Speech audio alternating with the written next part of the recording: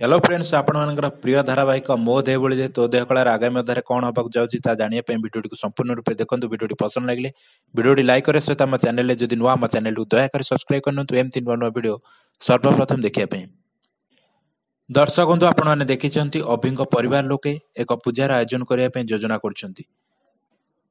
हठात अभि आसुचंती ओ कहउचन जे मु से पूजार थिबि नथिबि ता की कहि परिबो मु जदि से पूजा आयोजन हवा पूर्व मरी जाए हो हठात ए कथा शुणी समस्त आश्चर्य हो जाइछंती ओ बहुत मन दुख करछंती ओ श्रद्धा रागी करी पळे आछंती तांको रूम को ओ अभिमान करी बसिछंती ओ ठीक से समय रे अभ्यासुचंती श्रद्धा को मने पे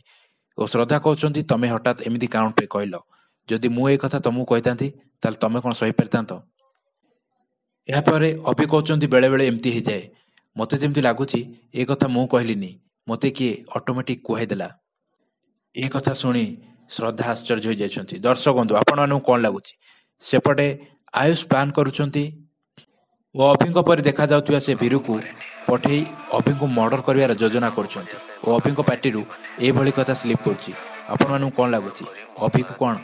आयुष मारि दबो कमेंट माध्यम रे निश्चिंत जणांतु।